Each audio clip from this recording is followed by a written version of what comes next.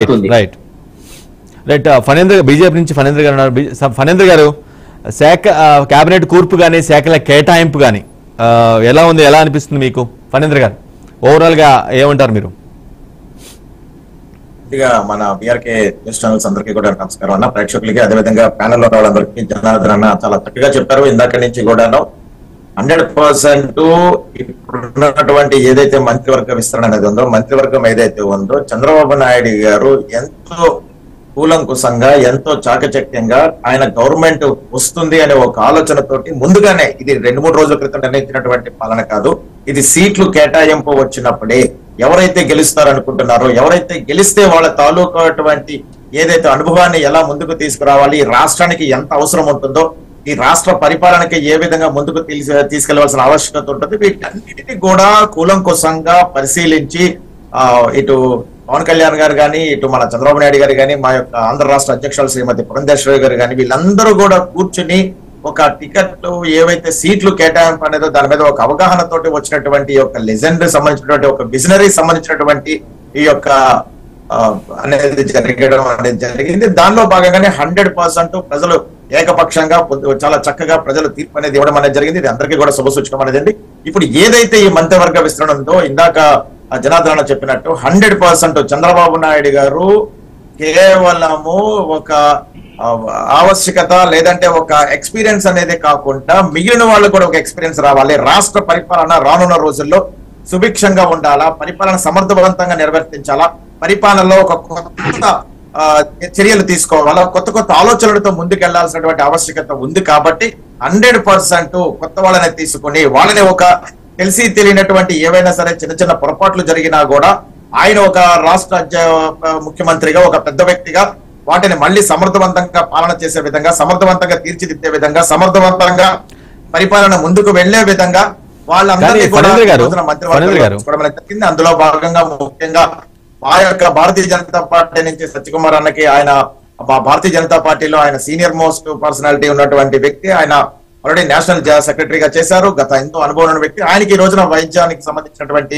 మంత్రిత్వ సాగడం చాలా ఆనందదాయకంగా ఉంది. అదేవిధంగా మిగిలిన మంత్రులు కూడా కద్దు దుర్గేష్ గారు కానీ, అదే నాదెళ్ల మనోహర్ గారు కానీ, వీళ్ళందరూ కూడా సమర్థవంతంగా, అంటే ప్రజల యొక్క ఏవైతే ఆవశ్యకత, ప్రజల యొక్క ఏవైతే గత ప్రభుత్వంలో వాళ్ళు పడినటువంటి ఇబ్బందులు, వీటన్నిటినీ కూడా వీళ్ళందరూ కూడా దగ్గర నుంచి చూశారు. కాబట్టి ఆ యొక్క మంత్రిత్వ శాఖకి వాళ్ళు న్యాయం చేకూరుస్తారని చెప్పేసి ఒక ఆలోచనతోటి, ఒక అవగాహనతోటి మంత్రిత్వ శాఖ జనరల్ గా ఈ కేబినెట్ కూర్పు గురించి శాఖల కేటాయింపు తర్వాత ప్రధానంగా ఒక ఎలిగేషన్ ఏమనిపిస్తుందంటే, జనరల్ గా సగం ఉన్నా సరే పాలన గాడిలో ఉండటం కానీ, లేదంటే కాస్త త్వరగా ముందుగా ఫార్వర్డ్కి వెళ్ళిపోవడం కానీ, కొంచెం పరిపాలన గాడిలో పెట్టడం కానీ బాగుంటుంది అనే ఒక ఒపీనియన్. కానీ ఇక్కడ 8 మంది సీనియర్లు, మిగతా 17 మంది కొత్తవారే కదా, కొంత ఇబ్బందికర పరిస్థితి ఉంటుందేమో కేబినెట్ రన్నింగ్ లో ఇన్ ఫ్యూచర్ అన్నట్లుగా ఒక వాదన అయితే వినిపిస్తూ ఉంది. అలా అంటే నేను మీకు ఇప్పుడు టాపిక్ వచ్చింది కాబట్టి చెప్తున్నాను. నేను ఒక క్రికెట్ ప్లేయర్ ని, ఒక క్రికెట్ కోచ్ గా ఇప్పుడు నా యొక్క వృత్తి ఉంది కాబట్టి ఏ విధంగా ఆలోచిస్తామంటే, ఇప్పుడు జరుగుతున్నటువంటి విషయం కాదు, గతం, నెక్స్ట్ జనరేషన్, నెక్స్ట్ యొక్క డెవలప్మెంట్, నెక్స్ట్ యొక్క ఫ్యూచర్ ఎలా ఉండాలి, విజనరీ ఎలా ఉండాలి, రానున్న రోజుల్లో ఈ ఆంధ్ర రాష్ట్రం ఆల్రెడీ 20 సంవత్సరాల క్రితం వరకు ఒక అప్పుల పాలైపోయి దిగజారినటువంటి పరిస్థితుల్లో ఈ యొక్క ఆంధ్ర రాష్ట్ర ప్రభుత్వం ఉంది. కాబట్టి దీన్ని సమర్థవంతంగా ముందుకు తీసుకురావాలి, సమర్థవంతంగా దీన్ని పైకి తీసుకురావాలా, సమర్థవంతంగా ఈ యొక్క కార్యకలాపాలు అన్నింటిలో కూడా ఈ యొక్క ఆంధ్ర రాష్ట్ర ప్రభుత్వం వెనకబడిపోయింది, అన్ని రంగాల్లో కూడా వెనకబడిపోయింది, అన్ని విధి విధానాల్లో కూడా ప్రజలు అందరూ కూడా చాలా బాధతోటి, చాలా ఒక రకమైన నిరాశ నిస్పృహతోటి, ముఖ్యంగా యువత అయితే కనుక రకరకాల అలవాట్లతోటి ఈ ఆంధ్ర రాష్ట్ర ప్రభుత్వంలో ఉన్నటువంటి యువత గానీ మిగిలిన వాళ్ళందరూ కానీ చాలా బాధతో ఉన్నటువంటి పరిస్థితుల్లో 100% విజనరీ అనేది ఇంపార్టెంట్. చంద్రబాబు నాయుడు గారిలో ఉన్నటువంటి మెయిన్ ఏంటంటే విజనరీ. ఆయన యొక్క ముందు జరగబోయేటువంటి సిచ్యువేషన్, ముందు కావాల్సినటువంటి ఏదైతే రాష్ట్రానికి కావాలో, ముందు రాష్ట్రానికి కావాల్సినటువంటి ఆవశ్యకత ఏదైతే ఉందో, వారి యొక్క పరిపాలన ఏ విధంగా ఉండాలో 100% మిగిలిన ఉన్నటువంటి సీనియర్స్ ఇప్పుడు ఎవరైతే ఉన్నారో ఈ 8 మంది కూడా సమర్థవంతంగా కింద స్థాయిలో కొత్తగా వచ్చినటువంటి మంత్రులకి సమర్థవంతంగా పరిపాలన ఇచ్చే విధంగా, సమర్థవంతంగా ముందుకు తీసుకెళ్లే విధంగా వాళ్ళ అనుభవాన్ని, వాళ్ళ యొక్క ఆలోచనల్ని, వాళ్ళ యొక్క ఇంప్లిమెంటేషన్ ని, అదే విధంగా ప్రజల యొక్క ఆలోచనల్ని కూడా వాళ్ళు సమర్థవంతంగా తెలుసు కాబట్టి, ఎంతో ఎక్స్పీరియన్స్ ఉంది కాబట్టి ఒక చిన్న చిన్న పొరపాట్లు ఉన్నా కూడా దీన్ని 100% ప్రజల పాలన, ప్రజలకు నచ్చే పాలన, ప్రజల వద్దకు పాలన, అన్ని రంగాల్లో కూడా అభివృద్ధి చెందే పాలన, అన్ని వ్యవస్థల్లో ముందుకు వెళ్లే ఆంధ్ర రాష్ట్ర ఫణీంద్ర గారు, 100% కేపబిలిటీ. కూటమిలో భాగమైన ఫణీంద్ర గారు, కూటమిలో మీరు భాగంగా ఉన్నారు. ఒక్క మాట కూటమిలో మీరు భాగంగా ఉన్నారు. మీ పార్టీ వైపు నుంచి సత్యకుమార్ యాదవ్ గారు మంత్రి పదవి తీసుకున్నారు. పర్టికులర్గా ఆయనకి కేటాయించిన శాఖ చూసినట్లయితే వైద్య ఆరోగ్య శాఖ చాలా కీలకమైన శాఖ. జనరల్గా రాష్ట్రంలో ఏదైనా సరే విద్యా వైద్యం అనేది చాలా ఇంపార్టెంట్ అంటారు. వైద్య ఆరోగ్య శాఖ ఆయనకి ఇచ్చారు. సో అది కేంద్రంతో కొంత అక్కడ కూడా ఎన్డీఏ గవర్నమెంటే కాబట్టి ఉంది. కొంత ఖచ్చితంగా ఈ వైద్య ఆరోగ్య శాఖ అనేది ఆ సంబంధిత శాఖ డెవలప్ అవడానికి చాలా ఇంపార్టెంట్ అనుకో సత్యకుమార్ గారు, మీ పార్టీ ఎమ్మెల్యే మంత్రి. అవునవును, 100% అన్న. ఎందుకంటే గత ప్రభుత్వంలో ఉన్నటువంటి యొక్క ఏదైతే గనక ఆరోగ్యశ్రీ ఉందో, కొన్ని పథకాలు ఏవైతే సెంట్రల్ గవర్నమెంట్ ఇస్తున్నటువంటి ప్రజల యొక్క ఇన్సూరెన్స్ ఉన్నాయో, ఆరోగ్య పథకాలు ఉన్నాయో, వీటన్నిటిని కూడా కుంటుపట్టిపోయాయి. గత ప్రభుత్వం చేసినటువంటి ఏవైతే కార్యకలాపాలు ప్రజలకు ఎక్కడ సరైనటువంటి ఆరోగ్యం అనేది వ్యవస్థ అందలేదు, అదే విధంగా సరైనటువంటి టైంలో సరైనటువంటి సిచ్యువేషన్స్ లో ప్రభుత్వం నుంచి ప్రజలకు అందేటువంటి ఏవైతే పాలసీలు ఉన్నాయో సరైనటువంటి రీతిలో అందలేదు. దానిలో రకరకాల స్కాములు, మెడికల్ వ్యవస్థలో స్కాములు, కరోనా తర్వాత నుంచి వచ్చే స్కాములు, ఇలా అన్ని రంగాల్లో ప్రజలకు సరైనటువంటి ఒక ఏదైతే ఉందో ఆ వ్యవస్థ, వైద్య వ్యవస్థ అనేది చాలా కుంటుపడిపోయింది.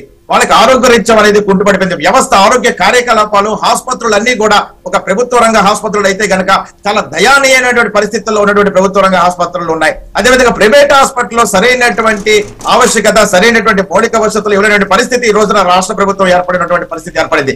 ప్రభుత్వ ఆసుపత్రులు చూస్తే చాలా భయానిక, చాలా భయభ్రాంతులు. ముందు హాస్పిటల్ యొక్క అట్మాస్ఫియర్ చూస్తేనే ప్రజలు భయభ్రాంతులకు గురైనటువంటి వ్యవస్థ అనేది ప్రభుత్వ ఆసుపత్రుల్లో ఉంది. అంటే ఈ గత ప్రభుత్వం చేసినటువంటి తప్పిదనాలు ఏవైతే ఉన్నాయో, సత్యకుమార్ యాదవ్ గారు మా పార్టీ నుంచి మంత్రివర్గ వేసినటువంటి ఆయనకు పూర్తి అవగాహన అయితే ఉంది. ఎందుకంటే ఆయన ఆల్రెడీ నేషనల్ సెక్రటరీగా పనిచేశారు. ఈ యొక్క ఆరోగ్య కార్యకలాపాల మీద ఆయనకు ఒక అవగాహన ఉంది. ఆయన ఎడ్యుకేటెడ్, సరైనటువంటి ఏ విధంగా ఆయన ముందుకు వెళ్ళాలో, ఏ విధంగా ఆరోగ్య వ్యవస్థ, కుంటుపడిన ఆరోగ్య వ్యవస్థను ఏ విధంగా ముందుకు తీసుకెళ్లాలో ఆయన సరైనటువంటి విధి విధానాలు కానీ ఆయన పూర్తి అవగాహన అనేది ఆ యొక్క వైద్య రంగాన్ని మీద వ్యవస్థ. సో ఇది చంద్రబాబు నాయుడు గారు ప్రతి ఒక్కరిని కూడా కూలంకుశంగా పరిశీలించి, కూలంకుశంగా ఆ యొక్క వ్యవస్థలకు మీరు సరైన వారా కాదా, ఎందుకంటే ఇది ప్రజలు ఇచ్చినటువంటి తీర్పు, ప్రజలు ఇచ్చినటువంటి ఒక సరైనటువంటి మార్పు. ఆంధ్ర రాష్ట్రాల్లో ఈ రోజు జరిగినటువంటి ఎన్నికలు ప్రపంచం మొత్తం కూడా చూశాయి. ప్రపంచం మొత్తం కూడా ఆంధ్ర రాష్ట్ర మార్పును కోరుకున్నాయి. ప్రపంచం మొత్తం కూడా ఆంధ్ర రాష్ట్ర వ్యవస్థ అయ్యో ఇంత దయానటువంటి పరిస్థితిలో ఉంది, కనీసం రాజధాని కూడా లేనటువంటి పరిస్థితుల్లో ఈ ఆంధ్ర రాష్ట్ర ప్రభుత్వం ఉంది. జాలిపడి, బాధపడి, ఇక్కడి నుంచి వేరే దేశాలకు వెళ్ళిన వాళ్ళు కూడా బాధపడినటువంటి పరిస్థితుల్లో చంద్రబాబు నాయుడు గారు ఒక ఛాలెంజింగ్ గా తీసుకుని ఆయన వయసులో కన్నా కూడా ఎంతో కష్టపడి, అదేవిధంగా పవన్ కళ్యాణ్ గారు ఎన్నో అవమానాలు భరించో, ఎన్ని అగచాట్లు భరించో ఆయన కూడా ముందుకు రావడం అనేది జరిగింది. ఆయన ఒక రకంగా ఆయన యొక్క పర్సనల్ విశేషాలు, ఫ్యామిలీ పరంగా అన్ని రకాలుగా అందరినీ బాధ పెట్టారు, అందరినీ ఛాలెంజ్లు కాశారు. ఒక కనీసం వయసుకి ఇవ్వాల్సినటువంటి గౌరవం కూడా ఇవ్వకుండా అందరినీ బాధ పెట్టినటువంటి పరిస్థితుల్లో ఒక ఛాలెంజింగ్ గా తీసుకుని, రాష్ట్ర ప్రభుత్వ పాలన ఛాలెంజింగ్ గా తీసుకుని ఏమైనా సరే ప్రజలకి న్యాయం చేస్తాము, ప్రజలకి జరిగేటువంటి ప్రతి ఒక్క కార్యకలాపాలని మళ్ళీ ఆంధ్ర రాష్ట్రంలో మేము ముందుకు తీసుకొస్తామని చెప్పేసి ఒక ఛాలెంజింగ్ గా, ఒక ప్రజల కార్యకలాపాలుగా ఈ రోజున ఆంధ్ర రాష్ట్ర ప్రభుత్వం ఏర్పాటు అనేది జరగడం అనేది జరిగింది. ముగ్గురు కలిసి ఎన్డీఏ కూటమిలో ఈ యొక్క చంద్రబాబు నాయుడు గారి యొక్క పాలన, ఆంధ్ర రాష్ట్ర పాలన ముఖ్యమైనదిగా కూడా మా యొక్క ప్రధానమంత్రి నరేంద్ర మోడీ గారు సరైనటువంటి రీతిలో